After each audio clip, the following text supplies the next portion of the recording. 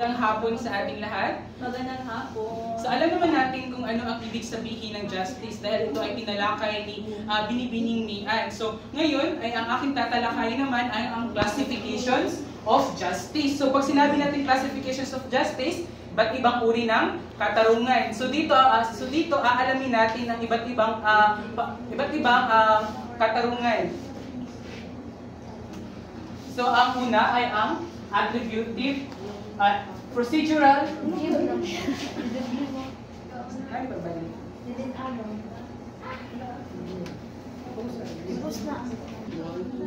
so ang una ay ang attributive justice. So readers, to every person what is his or her rights and attributes to him or her what he or she really is. This form of justice includes the rights to no one's persons, to property which one has acquired, to one honor and merited reputations at its one's qualification. So, pag sinabi natin classifications of justice, ito yung tamang karapatan ng bawat tao. Ibig sabihin nito, pag binigyan ka ng isang lupa ng gobyerno, ibig sabihin doon may karapatan ka ng hawakan iyon. So, yes, so pag sinabi naman natin attributive justice, isa itong halimbawa ng sa mga tao. May karapatan ang tao sa kanyang kasarian. Ibig sabihin nun, may karapatan siya na huwag siyang saktan.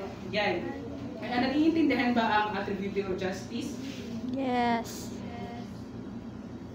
So, pangsunod naman ay ang procedural justice. So, concerned with making and implementing decisions according to fair procedures that ensure fair treatment of rules must be neutrally followed and constantly applied in order to produce an impartial decision. Those carrying out the procedures should be neutral. So, pag sinabi natin procedure, meron silang sinusunod. Ibig sabihin dito sa procedural justice,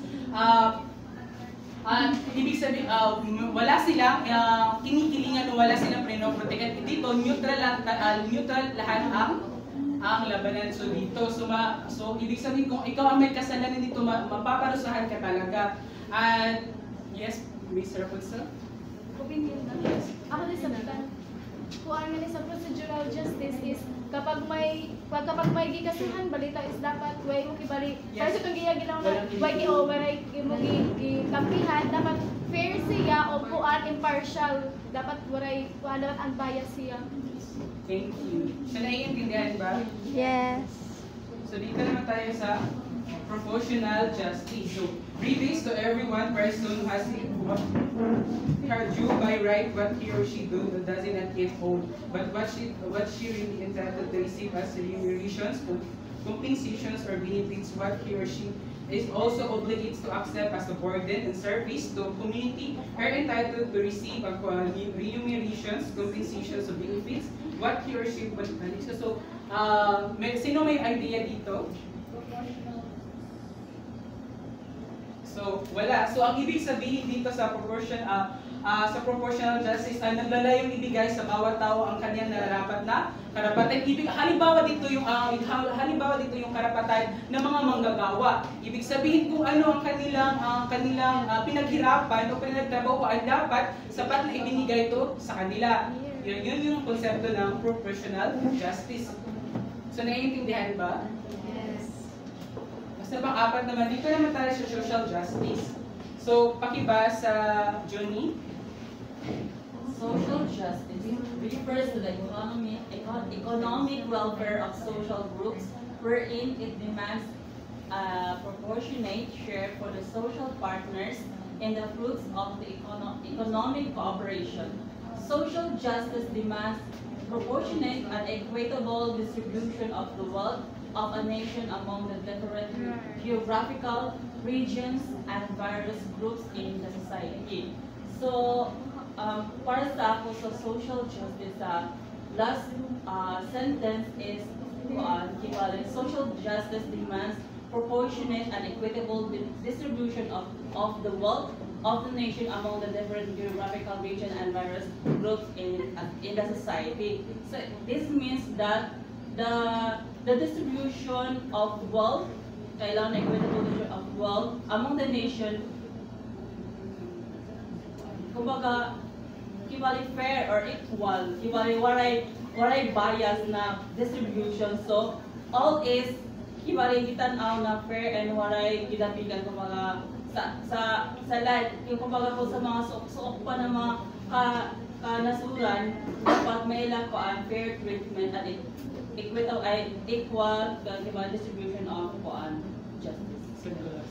Maraming salamat, Sir Ginoong Junie. So para mas lalo natin maintindihan kung ano ang social justice, halimbawa dito yung kapital. Kung ibig sabihin kung ano ang budget ng isang kapital na dapat ibahagi sa mga tao, dapat ibigay niya dapat ito dahil ang karapatan ito ng mga mamamayan na makuha din ang kanilang sapat na tulong. Yes.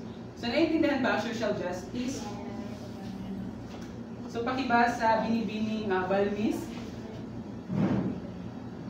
Retributive justice. The just imposition of punishment and penalties on those guilty of performing wrongful acts. It demands indemnification of injured person and active punishment of the offender. So, this retributive justice is very common to us, no? Yes. Especially sa mga yon, may makita nato naman nag-away ng mga person. Oo. Okay, for example, nakikita scenario sa ako kuya, yung nakikita ko way back in the rin na yamitan, di ba may inuman pa nga na sa may baybay sa Nemso. That time, nag-inuman sila, then may pinabot na taga-Stacy, kulatan sila and everything. So, grabe din ang kulatan sila, kaya tanggalan din siya ng kukot.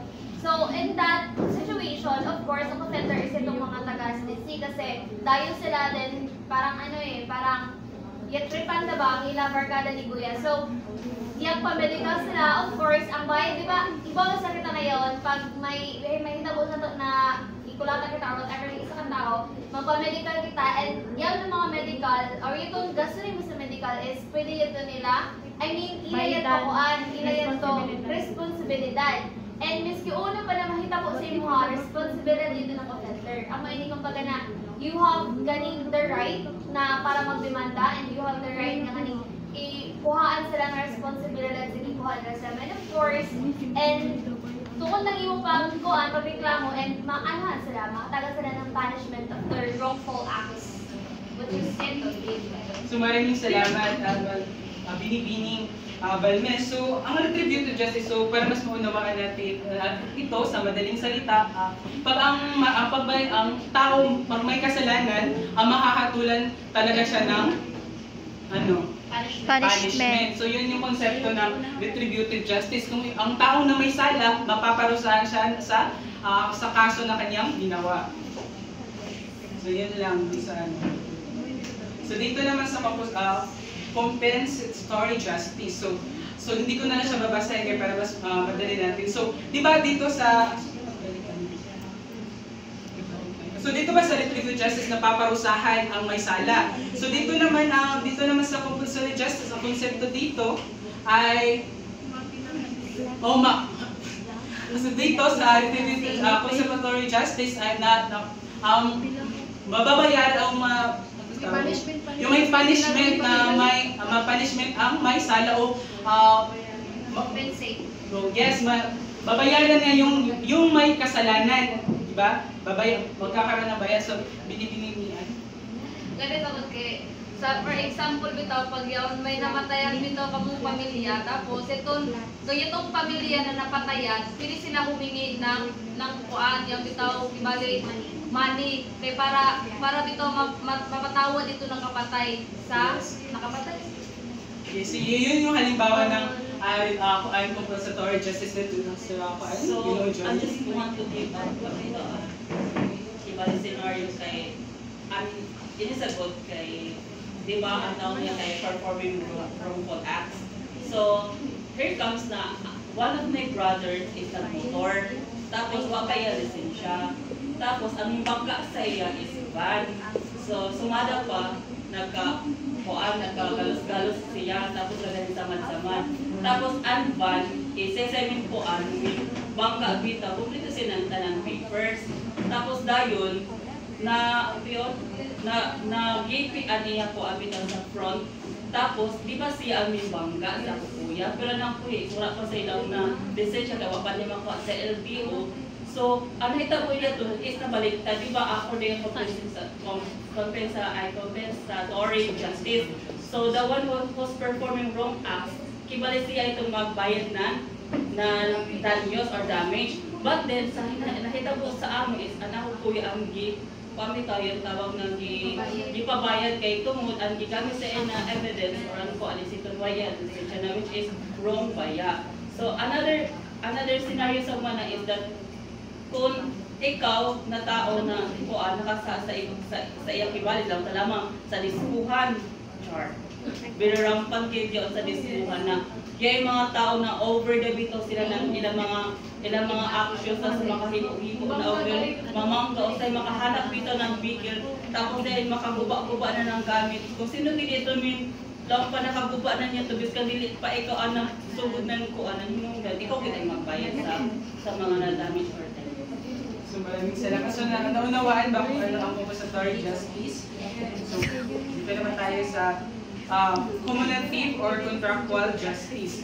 So direct that exchange of goods to service to take place according to strict quality of value. So dito naman sa cumulative justice ay nagsasaad na pagsunod ng mga kasunduan at kontrata. So dito, napagkasunduan mga kontrata ng ibig sabihin ay hindi dapat magkakaroon ng pagbabagod sa pinag-usapang kontrata ng bawat partido.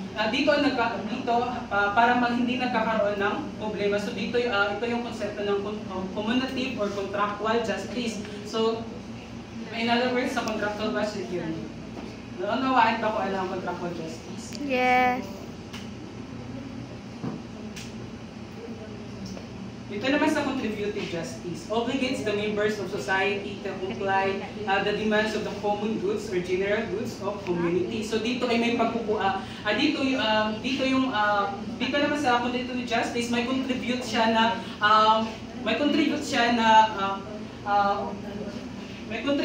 na tumulong sa komunidad na hindi siya pinipigilan o hindi siya ibig sabihin may pagpupusya siya na tumulong na walang kapalit. So dito ay isa to yung konsepto ng contributive justice. Sino ba may idea dito? So naiintindihan ba kung anong contributive justice? Dito lang.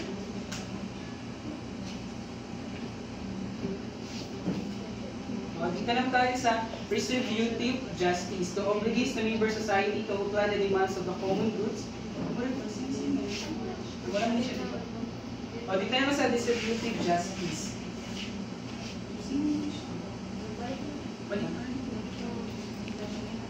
Tayo ang John rules. So dito sa according to John rules, the society primarily goods such as the liberty and opportunity to income and wealth and basis of self-respect and then distributed quality unless of the equal distributions of any of these goods of this advantage of less of reward that allocations that account the total amount of goods to distribute the distributions process and receive pattern in the distribution. So di ba nalaman naman natin ang social justice. Kung ano ang nakukuha sa taas dapat ipinababahagi din sa mga mamamayan. Ito yung karapatan. So dito naman sa sabi naman dito ni John Rules, kung ang nasa itataas, kung merong bahagi din ang mga lipunan na dapat ibahagi, dapat itong karapatan ng mga mamayan itong makuha. So kung kapag nasa taas ay hindi ito ibinigay o kinurap lang niya, magkakaroon sila ng consequence. So ibig sabihin makakasuhan siya. Dito yung sabi ni John Rules. So dito naman tayo sa ito sa John Rules concept of justice of fairness. Ito last na ito. So para ano na lang, isamahin ko na lang to. So ayon dito sa philosophy ni John Rawls, ito na pinag-usapan dito ang mga karapatang pantao, mga pagpapantay-pantay sa pagtingin, mataas ka man, may kaya ka man o mahirap ka man. Dapat ang bawat tao ay magkakaroon ng pantay-pantay na pagtingin sa karapatang pantao. So dito 'yon sa concept of justice. So yan lang po. Free